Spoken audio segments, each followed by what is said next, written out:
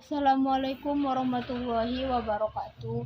Nama saya Nisa Batubara, NIM 19205065, ruang PGMI 3. Di sini saya akan menjelaskan tentang sejarah Pancasila.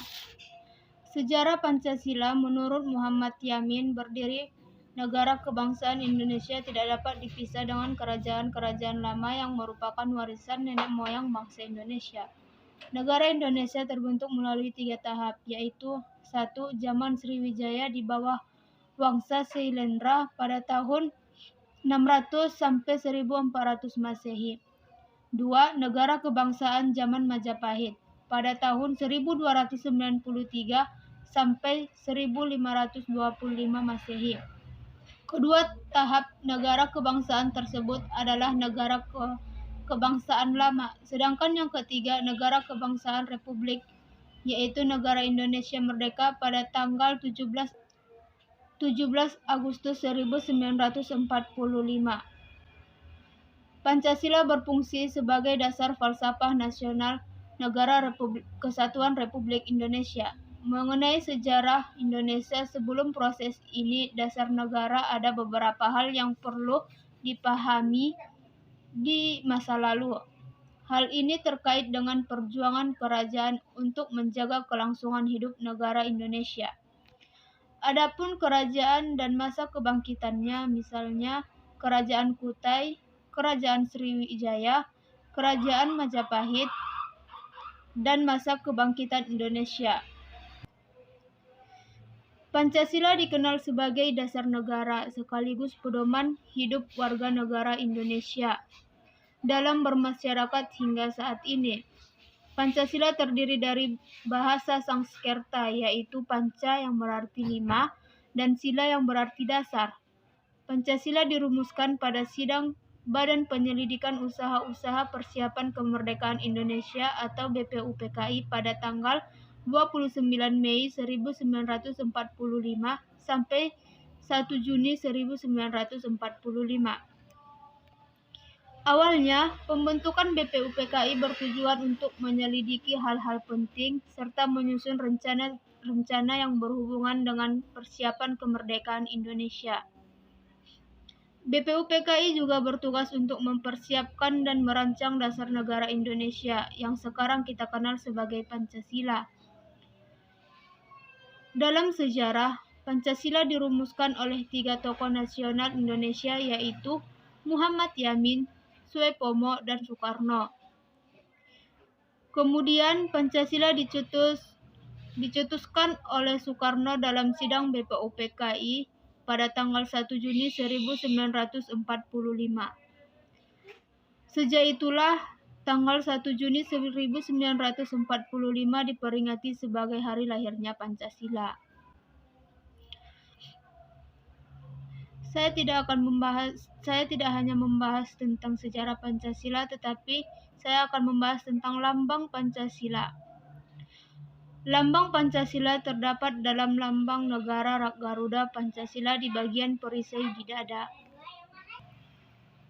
Lambang Pancasila juga dipisah oleh garis hitam mendatar yang melambangkan garis khatulistiwa. Hal ini menggambarkan lokasi negara Kesatuan Republik Indonesia sebagai negara tropis yang dilintasi garis khatulistiwa dari timur ke barat. Urutan lambang Pancasila. 1. Bintang. Simbol Pancasila pertama. Bintang melambangkan sila ketuhanan yang Maha Esa. Bintang menempatkan bagian tengah perisai. Bintang emas memiliki latar berwarna hitam. Bintang dalam simbol Pancasila pertama melambangkan cahaya kerohanian yang dipancarkan Tuhan pada setiap manusia. Simbol bintang bersudut 5 juga melambangkan cahaya yang menerangi dasar negara yang terdiri dari 5 sila. 2. Rantai. Simbol Pancasila sila kedua. Rantai melambangkan sila kemanusiaan yang adil dan beradab. Rantai berlatar merah terletak di bagian kanan bawah perisai.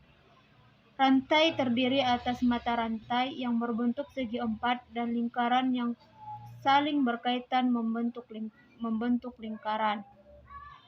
Rantai dalam simbol Pancasila kedua melambangkan bahwa setiap manusia, laki-laki dan perempuan, membutuhkan satu sama lain dan perlu bersatu menjadi kuat seperti sebuah rantai. Mata rantai segi empat melambangkan laki-laki, sementara mata rantai lingkaran melambangkan perempuan. 3. Pohon beringin, simbol Pancasila sila ketiga. Pohon beringin melambangkan sila Persatuan Indonesia. Simbol pohon beringin berwarna hijau dan berlatar warna putih. Simbol pohon beringin terletak di bagian kanan atas Pancasila. Pohon beringin dalam simbol Pancasila ketiga melambangkan Indonesia dengan semua rakyat Indonesia dapat bernaung di bawah naungan negara Indonesia. Pohon beringin digunakan sebagai simbol Pancasila karena merupakan pohon besar yang dapat meneduhi banyak orang di bawahnya. 4. Kepala banteng, simbol Pancasila keempat. Kepala banteng melambangkan sila kerakyatan yang dipimpin oleh hikmat kebijaksanaan dalam permusyawaratan perwakilan. Simbol kepala banteng berwarna hitam putih memiliki latar warna merah. Simbol kepala banteng terletak di bagian kiri atas perisai.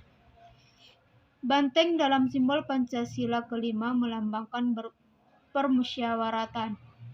Banteng memiliki filosofi sebagai hewan sosial yang suka berkumpul seperti halnya bermusyawarah dengan orang-orang berdiskusi untuk melahirkan sebuah keputusan. 5. Padi dan kapas, simbol Pancasila kelima. Padi dan kapas adalah simbol sila keadilan sosial bagi seluruh rakyat Indonesia.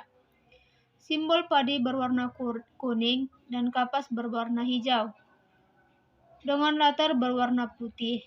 Simbol padi dan kapas terletak di bagian kiri bawah perisai. Padi dalam simbol Pancasila sila kelima melambangkan pangan dan sandang. Syarat pokok kemakmuran. Padi dan kapas merupakan kebutuhan dasar setiap manusia, yakni pangan dan papan. Mungkin cukup sekian yang dapat saya sampaikan tentang sejarah Pancasila dan lambang Pancasila. Saya akhiri dengan salam. Assalamualaikum warahmatullahi wabarakatuh.